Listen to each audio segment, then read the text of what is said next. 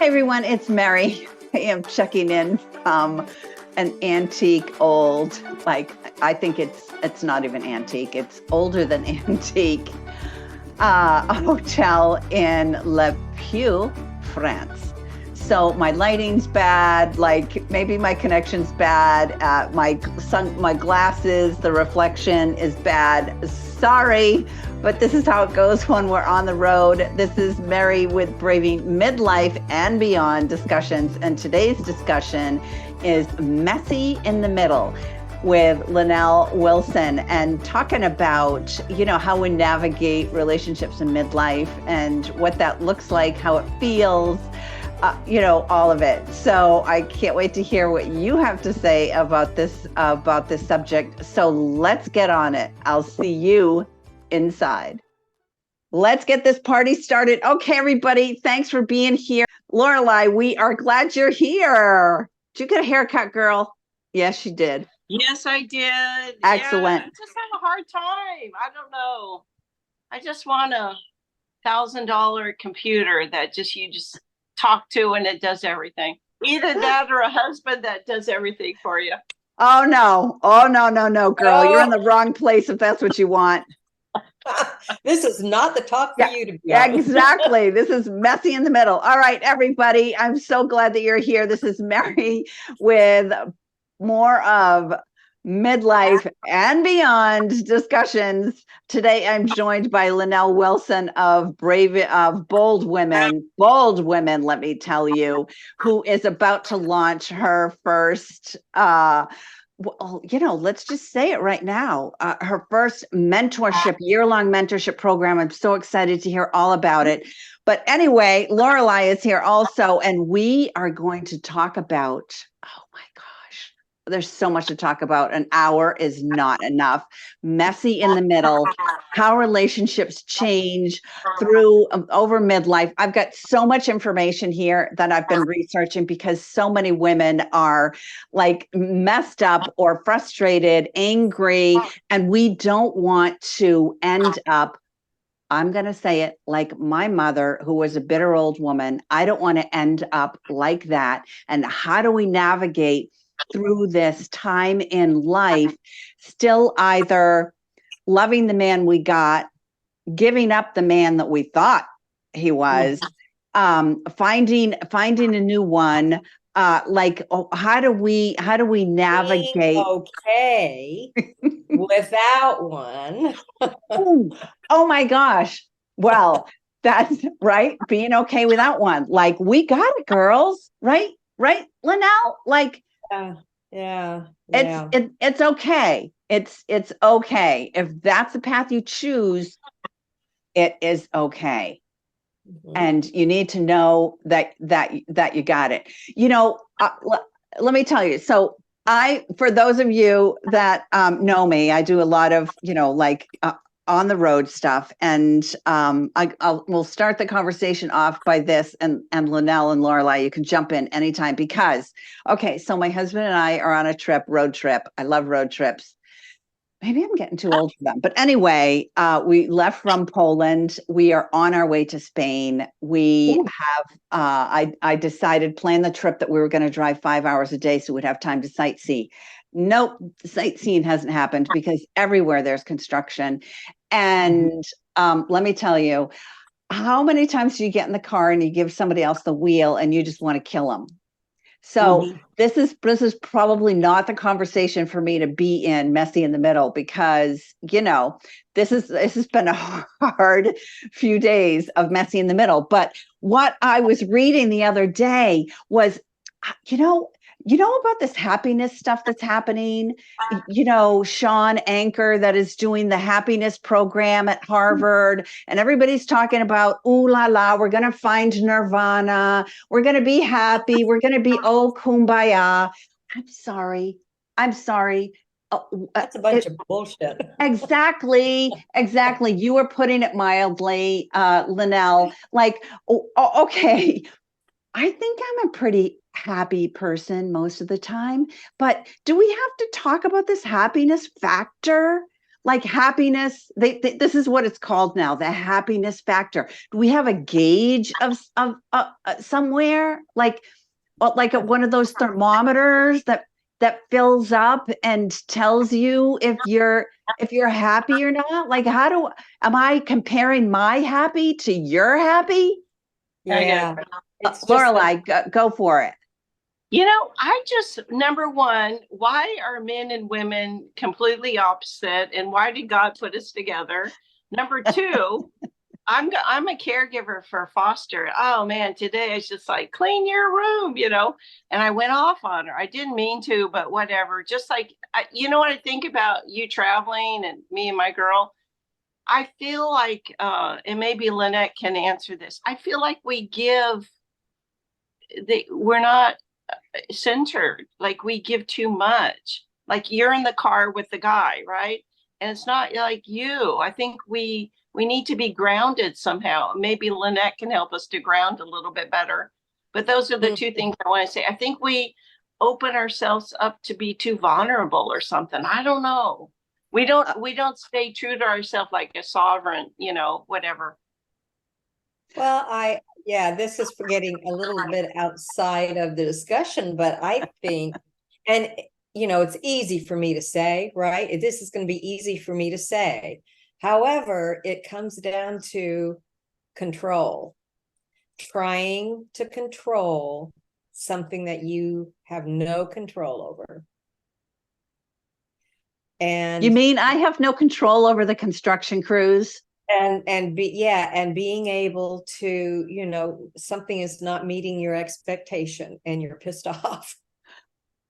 Yes, and expectations. So the silent killer, right? I have expectations of how I expected this trip to happen, right? Mm-hmm. I have up here all lined up, and then we're going to drive 5 hours a day. We're going to get there. We're going to have a lovely glass of wine and tour, walk around the streets and wake up early and be well rested and on with our day. We're going to have such a romantic time, and like 8 hours a day, construction. And last night I'm in France and we were so tired and pissed off that we had sushi. I had sushi in freaking middle of France. Like, I don't want sushi. I want a good French meal with a glass of wine. Instead, I had sushi and a glass of spring water. Like, what happened to my romantic, beautiful, oh my gosh, this is going to be so lovely trip? It's like these expectations and this happiness factor. Like, can we have happiness all the time?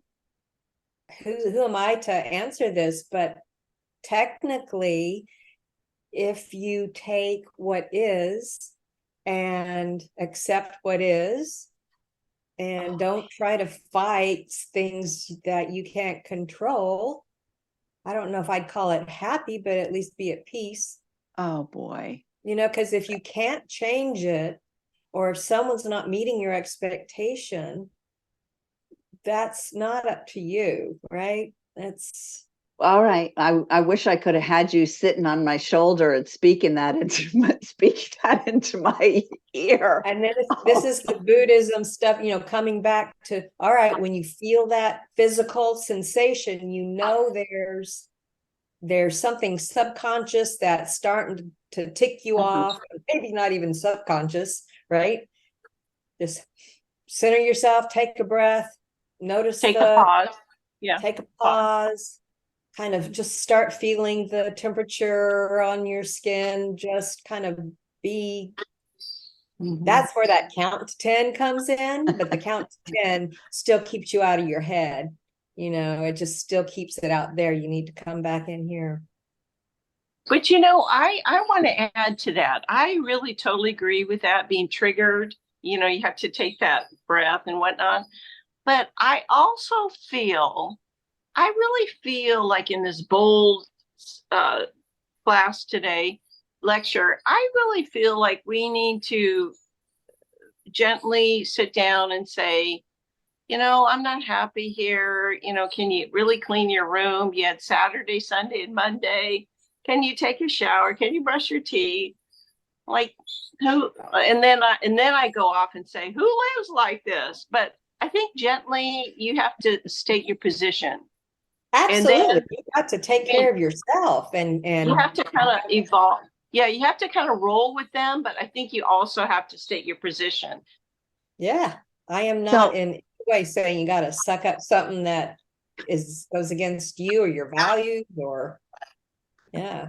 I think that that's another thing too, is that I'm not sure that most of us women, I'm talking about women when I say us, have really taken the time to look at our values, or we may have we may That have ties exactly into the messy middle and why it's so fucking messy. Oh, can I say those words? This is recorded, right? absolutely. If that word offends anybody, then they really shouldn't be here. Well, Or they need to have their earplugs in so the kids don't hear it. So if you've got that going on, anybody who's listening to this recording, get your earbuds in, because this conversation is going south. So I think this is from my experience anyway, and working with women, is that I think that when you're younger, you talk about what things that make you feel good, or things that you want to accomplish, things that you want to do, and maybe you can call that values. Certainly not boundaries. Never, you talk about boundaries, and it's like, oh, you have boundaries? That's mean. Okay, let's not go there, because that's a whole other discussion. But I think what I notice is that as we get older, especially once we get into this midlife conundrum of, they say midlife ends at 60. I think that's a whole bunch of BS too. But anyway, I think that our values change. Like absolutely right? Absolutely, they change. Absolutely. But the trouble is, my values have changed, but I didn't go ahead and tell anybody about that. And I think that's where comes a disconnect, going into unhappiness, depression, anger, resentment, pardon me, all of those things. I read a study the other day. Some group of people did this study. This is from 2011 though, so it's not really current, but I thought it kind of resonated with me. A study from 2011 says negative relationships are linked to ineffective social support. So you get in a relationship, you put your girlfriends aside, you put your, sometimes you put your family aside, or you won't let your family in, you won't let your family help you get through things. All you want to do is bitch and moan instead of support you. And then the other thing, which I thought was really interesting, is that, and I know that now that, when I was writing it down, I thought, oh, this is me for sure. Talking about expectations, is that interpersonal relationships with your significant other decrease over time as you become more comfortable with one another. Meaning that, like, as my values change, I'm not saying like I'm a different person now. I've had so many women say to me, and you might have this too, Lynnelle, say to me, my husband's retired, or I'm retiring, and, I want to go travel. I don't want the big house anymore. And the husband is like, well, what do you mean you don't want the big house anymore? We worked all our lives for this big house, and we need to, like, hold on to this. And the wife is like, I'm not cleaning it. I've already done that. And the husband's like, well, fuck, like, who are you? Right? You've always cleaned the house. Like, why do we need a housekeeper now? You're retired and now you want a housekeeper? Yeah, that's just the tip of the iceberg on the who are you, right? In my experience. And it's going to vary person by person, but in my experience, I don't have kids, and it was my second marriage. Or it wasn't my first. Let's just say that. That was a lie. It wasn't my second marriage. It wasn't my first. Yeah. And when I left work, I traveled a lot. It was a fun, highfalutin position, and a lot of, reputation and speaking and a lot of fun stuff. And when I left, I just really did not realize how much of my life was wrapped into my work. When I finally got over the honeymoon period of it, the oh my God, the freedom, the no structure, the staying in your pajamas all day. And, maybe if you feel like combing your hair, you will, but you don't. And after a while, as you and I were talking earlier, Mary, is that lack of structure starts to become a feeling of untethered. Like you're not grounded anywhere, right? You're not going to admit it, but you start to miss the structure. And so you try to put structure, but then there's not a lot of meaning behind the structure. You're just doing it because you think you need to have structure. I'm going to get up at 7 every morning. I'm going to do this. And then you're going, well, why? Why? What am I, then so now there's this spiral thing that starts to happen. And I call it the loop, right? You start to look for, what can I do? I'm going to go volunteer here. I'm going to go learn how to play pickleball. I want to learn how to play the piano or speak French. I'm going to go hiking every day. And so you're looking outside of you for, what can I do to put meaning back in my life, right? And you do that. And then so you're trying this and that doesn't work. And then you fall into this, like, I call it the ditch of despair. I love that.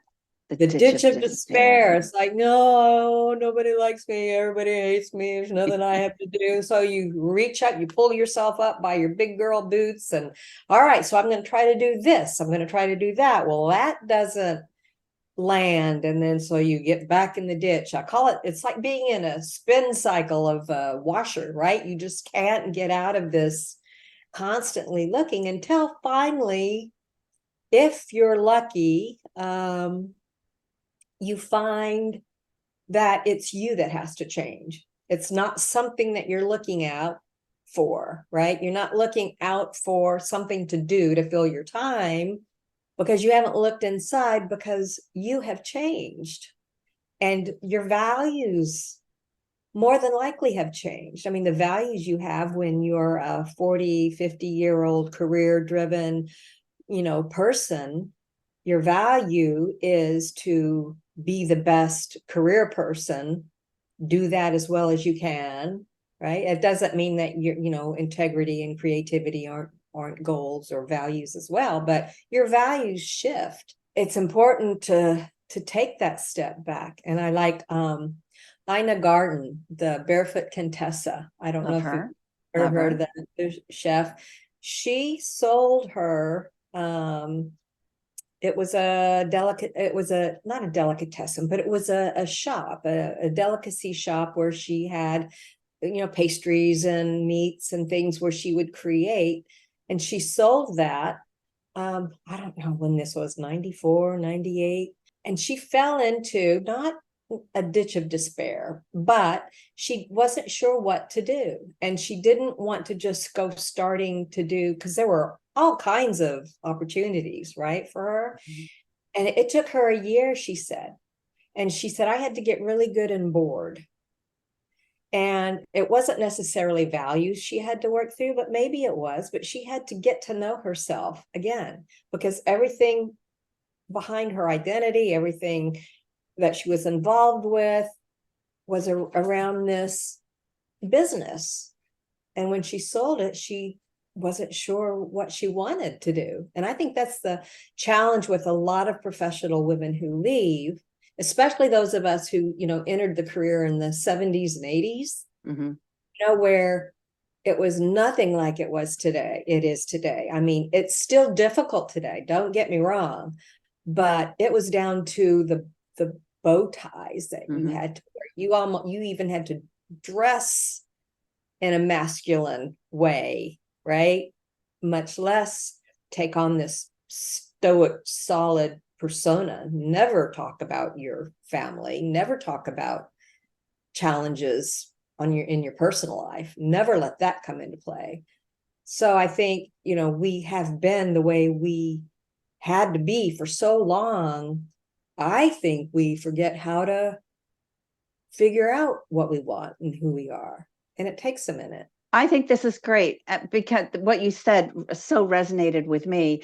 I remember when I sold my first business, I had my first business for 8 years and sold it, and I loved it. And I sold it. It was time, it was like I knew there was something inside where I knew. However, what happened was I spent the next 2 weeks in bed crying, even though I was thrilled that I sold it. And then I said to myself, I've learned so much in this. I'm going to use what I've learned and take that in a different path. But that wasn't so easy. What was easy was my husband and I decided to move the states. We moved from Maine to Arizona. And what I did was I got back into the same business that I left. And I hated myself. I hated myself. That turned into hate toward my husband. It turned into hate. Like I would get up in the morning and I was just angry that I allowed because I knew that I did it. That was like the crazy thing. I knew that I did this.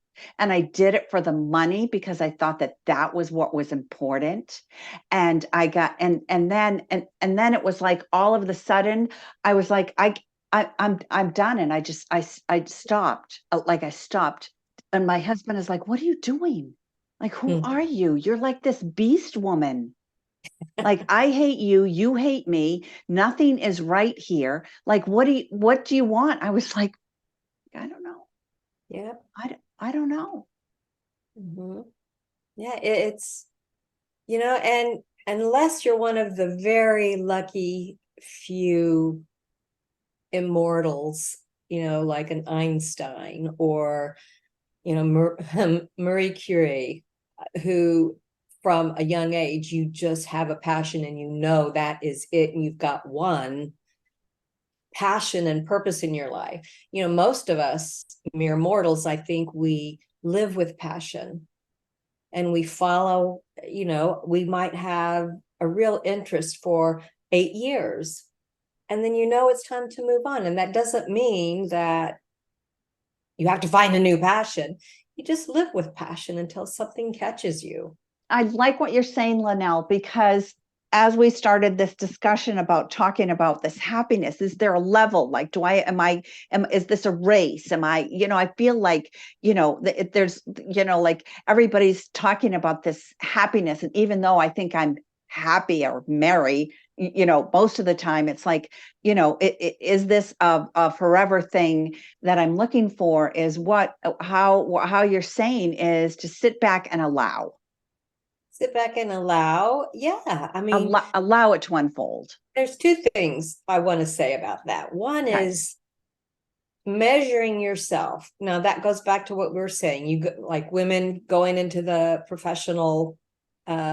their professional career in the 70s, 80s. It's constant measuring yourself by something external.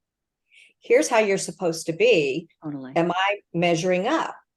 And what you're saying is there's this happiness scale. Where am I on this scale? Do I measure up? And it's so hard to do because in our culture, everything, especially social media and advertising and marketing, everything is showing you the standard. They're giving you the standard instead of you looking inside for your standard. Going back to the yoga discussion, this is off, I think, off camera. Yes. But the anatomy of a female, most of the time trying to do, stand with your feet straight apart, toes touching, is uncomfortable and not healthy, right? So Yes. but that's the standard. And I am working so hard, and it's part of this mastermind mentorship that you mentioned. Is the big thing in the very beginning we have to unlearn is that we measure ourselves externally with the standards that are given to us. Now, if you're going to operate in society, you have to wear clothing, right? That's the standard. You don't want to walk out the door with your girls showing, but there's a point. There are compromises to get along in society, and then there are compromises to be true to yourself and really not giving that up. And that brings me to this quote by Carl Jung. Quote goes like this: in midlife, we are looking to grow into the person we always wish to become. And when we fail to do that, that becomes a crisis. That becomes you when you were saying you were so angry at yourself. And that's interesting that you say that, Lynnelle, because I never, if somebody had said to me, "Are you having a midlife crisis?" I would go, "Fuck no. What are you talking about? I'm not having a midlife crisis," right? But that in reality, that is exactly it. But I think it's interesting to say that Carl Jung is like, when you get to midlife and you're looking to grow into the person that you've always wanted to be, like this vision that you have, but the trouble is you're with a partner that you've been with for quite a while, and he doesn't know about that vision, or she doesn't know about that vision, or they don't know that that is the vision now. Like that today you woke up, you're 50, 60, whatever, you put your feet on the ground and you go, okay, I want to step into this. I want to step into this.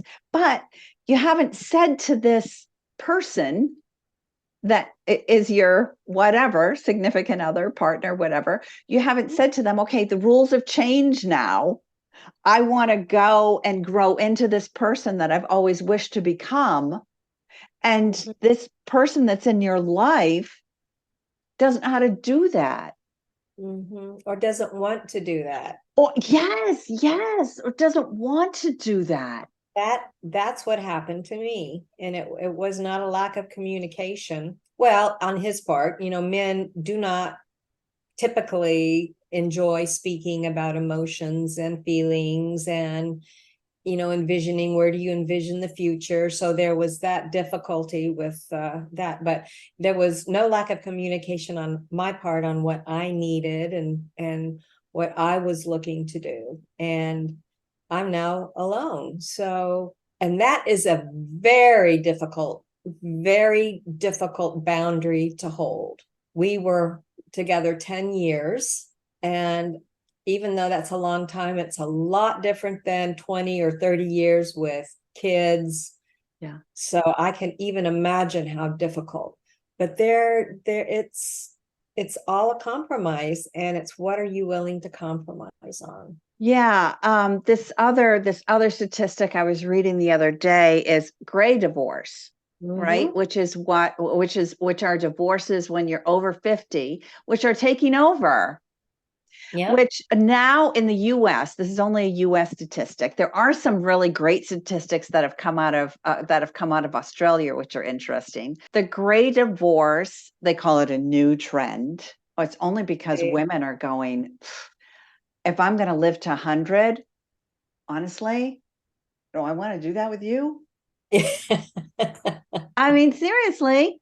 But gray divorces account for over 25% of all divorces now in the US.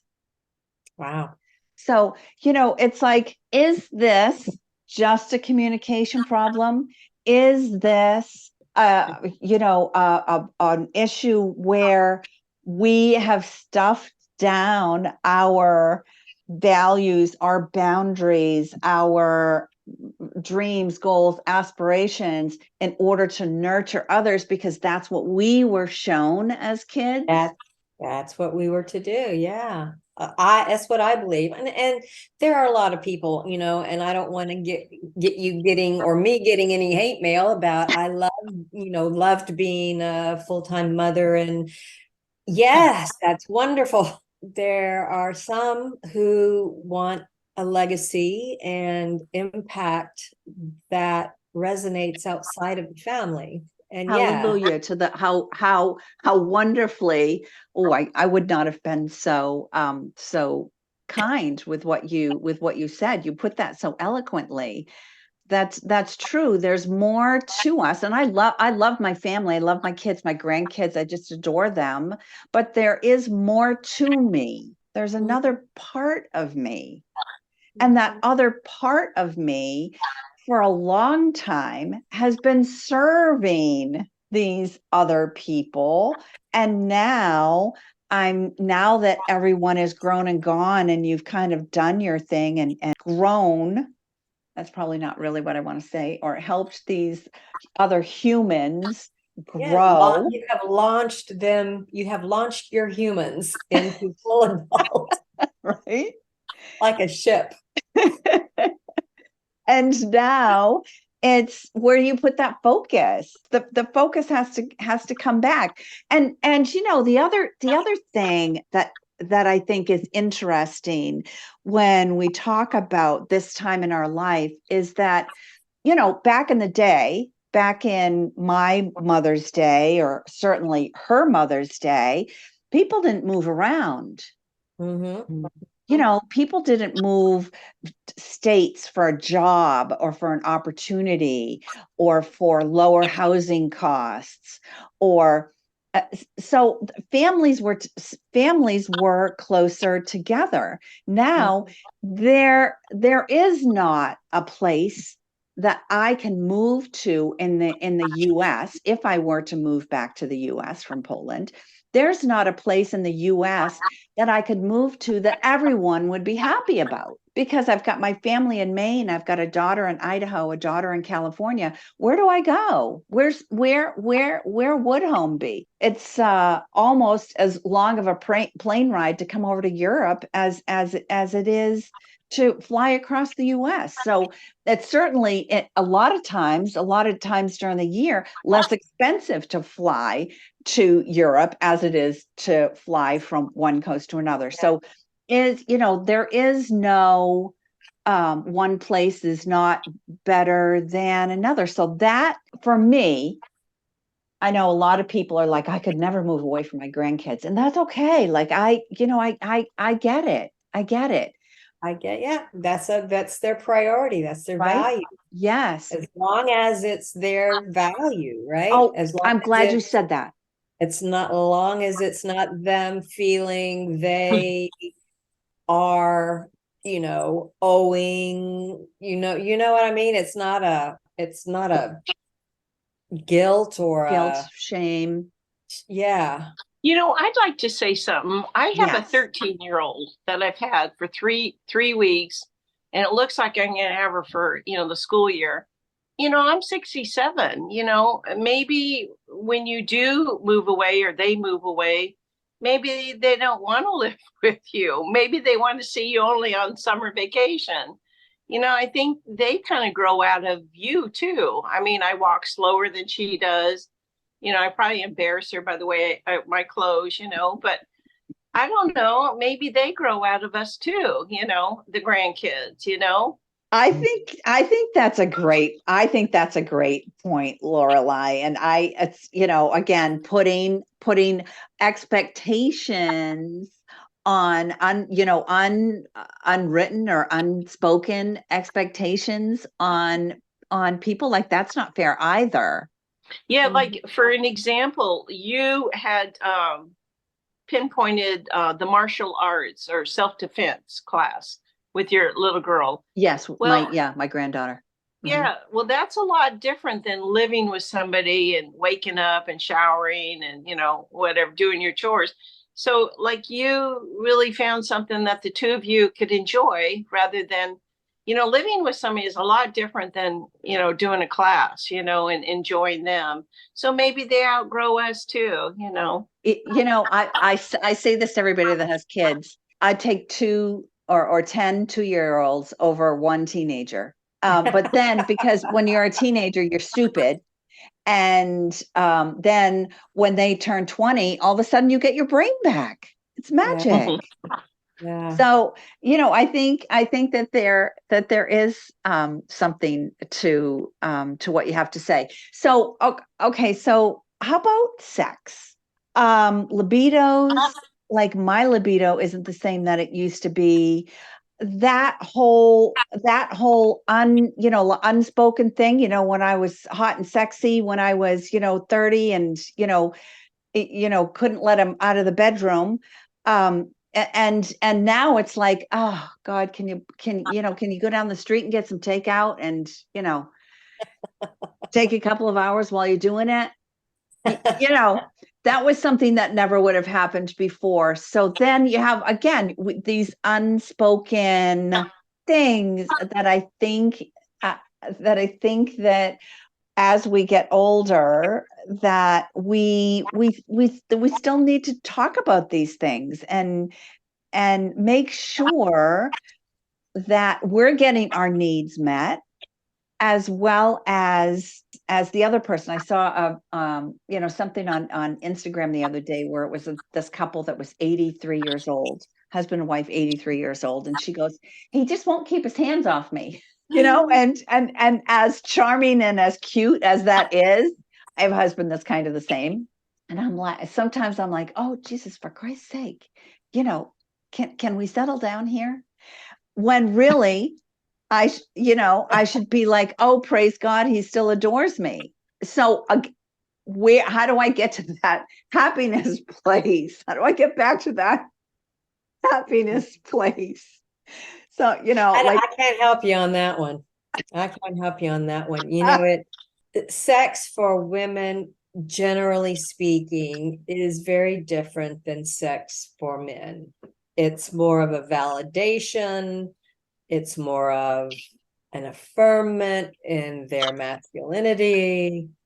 It's just a physical, ooh, I don't want to get bad letters on this one either, but I feel it's a lot of men, it's a physical power, a masculinity thing. And for me, women, I'm assuming there are others, it's more of a connection and an expression. And not that there aren't times where you just want to jump the bones and do it because, hey, let's like have fun and feel good. But in general, it's more of an expression and a feeling and a connection. And then unless each side honors and accepts the other, right? So on my side, accepting and honoring that, really for him, it's not connection, but I know he loves me because he's honoring and accepting what I need. That works. And when that accepting and honoring kind of doesn't, you can pretend it doesn't matter for so long, but eventually it matters a lot. There's certainly a lot there that you said. For me, I have a European husband. I've had two husbands that were Americans. I like my European husband. I have to say, sorry, you American men out there. Sorry, but I haven't been so impressed. Anyway,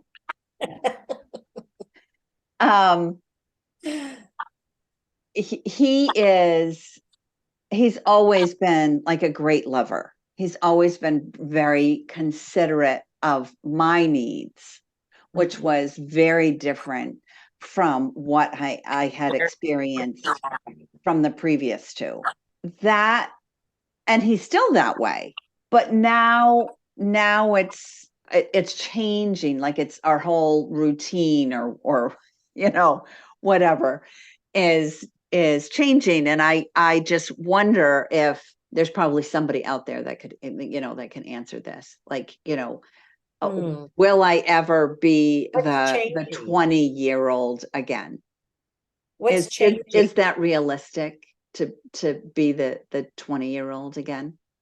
Well, probably. In the bedroom. I mean, I don't know. What's changing though, Mary? What you say it's changing? I think that, like, for me, I'd rather have sex during the day than at night. That I've seems never easy. been a morning sex person. I've never been a morning person, actually. But like, that is changing. For instance, I'd rather drink during the day than drink at night with dinner. I'd rather have a glass of wine during the day with lunch than drink at night. It's like I'm my whole, like, the how I do my day, or how I would like to do my day, is shifting.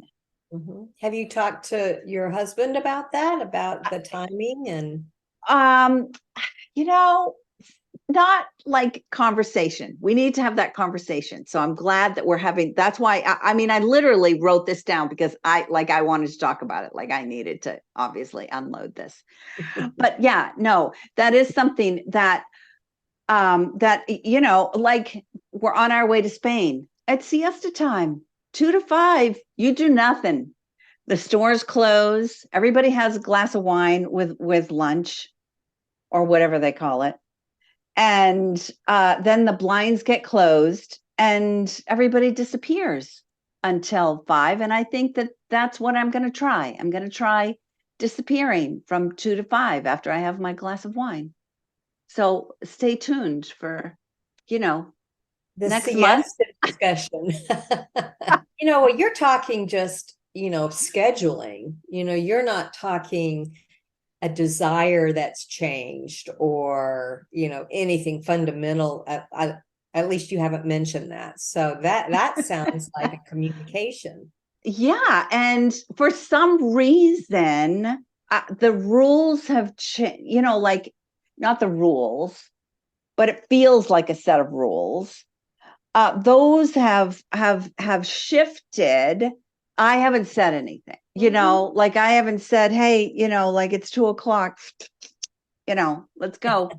I bet he'd love that. No, right. He probably would, actually. I'm sure he would. But it's like, it's those, that's the, it's no different than anything else changing in our lives, is that we get so comfortable with that person that we've been with for however long, and we think that they understand us. They should just know. And that's bullshit. Like, that crazy talk. We need to make our lives easier. Sometimes it's uncomfortable to bring this topic up. Some women, right, can find it uncomfortable to even talk about it like we're talking about it now. Oh my gosh. Bring it up to their spouse. Listen, when I was doing doula work way back in the early 2000s, when you're in labor, one of the things to do to help with the opening of the vaginal canal and the cervix is to pull on your pubic hair, because it brings blood to the vagina and allows it to open up without tearing. Right? You can have an episiotomy, let them cut you and tear, or you can tear, or you can pull on your pubic hair. And I would say, I'd say to these women, it's okay, like, we talked about this, you need to pull in. Oh, I can't do that. The doctor will see me. And I'm like, well, like, yeah, like, who cares? What it's seeing. Like, do you want to tear, or, like, what? And then another way to stimulate contractions is to play with your nipples. And I'd say to the husband, go ahead and play with her nipples. And he'd be like, oh, like, you're watching. And I'm like, either I'm going to play with her nipples, or you're going to play with her nipples. Like, who's going to do this? We need to get these contractions started. otherwise they're going to hook her up to a Pitocin drip, and we're headed for a cesarean. So what, grab her nipple, suck on it, or I'm going to do it. Right. And it was great. It was like a fight. So, sometimes I think sometimes we're almost too prudish and that's, I think, goes back to why you like your European husband, favor European husbands over the American husbands because of the whole puritanical founding. I mean, that's where we came from, right? The Pilgrims. Right. Yes. So damn them. It stuck. Damn them. It's all their fault. Damn them Pilgrims, I know. So, cute. Okay, so Lynnelle, tell us about what you have planned for this year-long program, because I found it fascinating. So I'm sure that other people that are going to be listening to this call are going to feel the same way. So it's going to launch. Actually, it's going to launch in January, but I am hosting a 3-day live event, virtual live event, November 30th, December 1st and 2nd. That is going to introduce it. So the event itself will cover everything that we'll be covering in the highlight the whole year. So if you attend the 3-day event, you will have the information to be able to take it and process it yourself. It's going to be a worthwhile event. But at that event, I'm going to be introducing the 1-year program. And like I was telling you earlier, I don't like to call it coaching, because it's so much more than coaching. There are workshops, but I really call it mentorship or a mastermind, because women coming together of like mind that are experiencing a similar life transition or in a similar place. This is for women who have retired or left a professional career and realize that they have lost much of themselves in leaving that career. And many things that we've just talked about throughout this last hour is so many of us who went into the workforce in the 70s, 80s, used the external male requirement and the standard of what it took to be successful and who you had to be. And these are decades that we have now been evaluating ourselves and being ourselves based on the external standard. What I found when I left, I just didn't know how to figure out who I was or what I wanted to be, right? I mean, It sounds crazy, and I ended up in a very difficult place. And when I looked for support or looked for help, at that point, it was 2018, 19. I couldn't find any other than financial planning, what hairstyle was best for women over 60, what clothes not to wear. So anyway, I finally worked out through, what I needed to do. And what I've done is put together this year-long program to help women, first and foremost, get back to square one, get back to you, dust yourself off and get out of this ditch I call ditch of despair, and envision who you are, where you want to be 3-5 years. And then we make a 1-year plan, benchmarks moving forward that. And then we've got quarterly meetings with women who are supporting and then driving each other forward. And then monthly workshops of various things, mind, body, spirit, tactical, and, the hard and the soft skills and lessons we need to learn and unlearn. And that's, I like the unlearning. Yeah, for sure. The program, and doesn't have an exact name, but it's all around redefining retirement. I hate that word, but that's the word that people recognize, and we're just going to kick it to the curb, redefine it, and not use the external measures, kind of learn to look inward and And develop this authentic self. I think that's great. It sounds fabulous. And I think from my experience in and what you talk about in unlearning is being okay with not knowing. Being okay with not knowing and being okay uncomfortable. Yes. As much as I have not enjoyed this drive, we've been to some we've seen some incredibly magical places that I'm thrilled that I have seen. However, a lot of this was, I just wanted to get out of the car. I was so uncomfortable.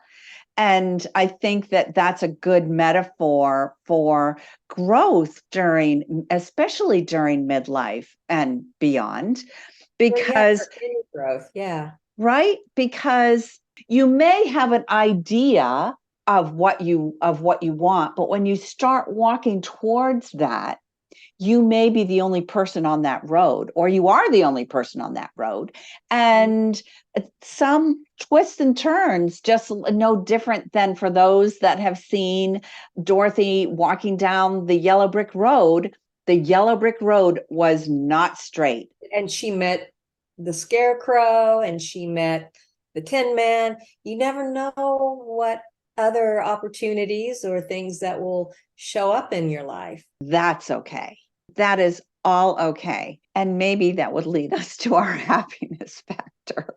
I don't know where I would be on that scale, but that's interesting.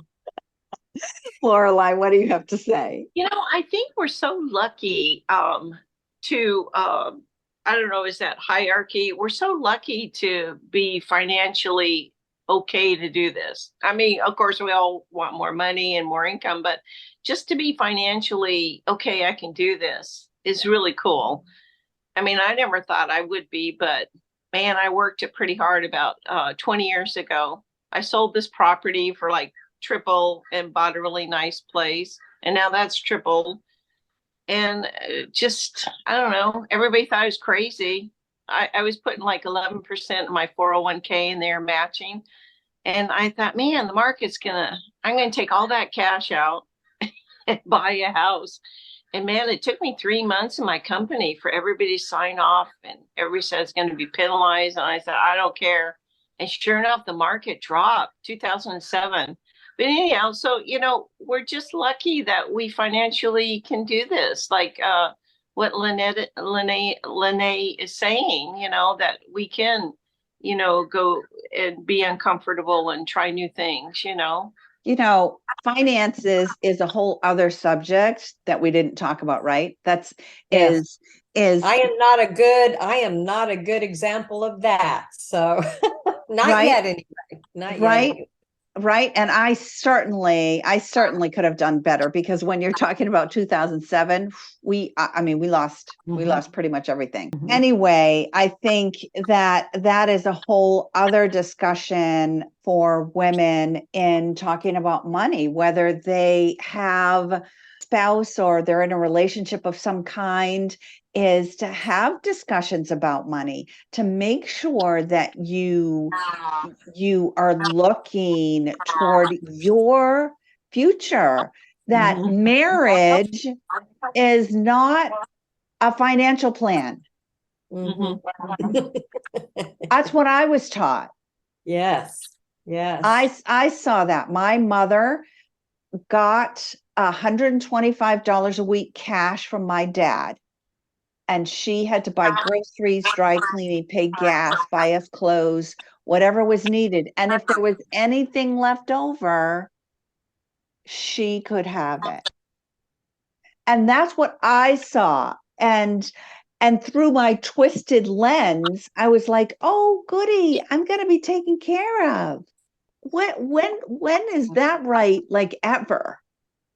I don't know. That's hard to unlearn, if that is your experience. I I don't know your mom, but if she were to have, tried to live on her own and have to get a job, and that had to have been extremely frightening and Luckily, my dad did take really good care of her. However, he wouldn't allow her to work. She was a model when they in Boston. She was modeling, and when he proposed to her, he said, "It's either the modeling or me." And yeah, and that's an interest. I was just going to say that's interesting because there are probably women who are watching this, and that's not they weren't a model, and their husband may let them work or, let them work. But there's something else that they were raised with or in an environment that causes them so much discomfort, and they probably don't even know where it's coming from, to try to figure out what it is that you want to do. Well, I could never do that. Or but what you're talking about is so ingrained, it's having to unlearn things that you may not even know are there. Right? Because I can talk about it, but I don't realize how much it affected me. Right? I notice it, but do I go, oh, right? I think that I really love this unlearning stuff. So Lynnelle, this program starts November 30th. When I send out this video and when I post the video on YouTube, I will put the link to so that you'll be able to get a hold of Lynnelle, find out all about this program. We'll have it all set up for you so you won't have any questions. I want to make sure that you'll understand how to get a hold of Lynnelle. So watch out for that, the email coming out. It's going to take me a while because I got to get to Spain first. God, I am sorry. As I said, it was supposed to take 2 days, but I don't know. It may, you got to give me a week or more, but I will get all of this information out to you. Lorelei, thank you so much. I love you being on these discussions with us. You always bring a great, a great new lens for us to look through. I love all your comments. So thank you for showing up. Next week's discussion is solo aging. Next week's discussion is Sandra de Leon. She is from, I think, I hope I get this right. I think she's from Virginia. And she helps women who never had children, have no family, divorced, not married, and helps them with how to navigate solo aging. Like, what do you do? How do you find your support group, or what do how does it all work? Like you get ill, like who do you go to? Where do you go? So she has a whole wealth of knowledge that she's going to bring to that discussion. So I'm excited about that because, this whole movement, there's a movement in the UK going on where they're building women-only communities for women over 50. They're like tiny house villages, but only for women. And so women are helping to support women, whole movement going on over there. So kind of like, not golden girls, because I don't want to consider myself what we're supposed to be called the golden years right now, because we're not in midlife anymore. But that, that kind of thinking is women still supporting women and helping us navigate this age. So that's next week's discussion. So I hope to see you here. Thanks everybody for showing up. Thanks Lynnelle for your brilliance. I so appreciate it. And Lorelei. Yeah, thanks Lynnelle. I love that word bold. Thank you. Bold women. Unlearn. And I will just want to I know it's probably assumed, but I want to reinforce that the program and the event is for women. So if men are watching this, I know you probably have transition challenges as well. There's somebody else out there for you. Yeah. All right. Right? Go find your human. Yeah. Thank you, ladies. All right, everyone. Bye. Bye. Thank you. Safe travels.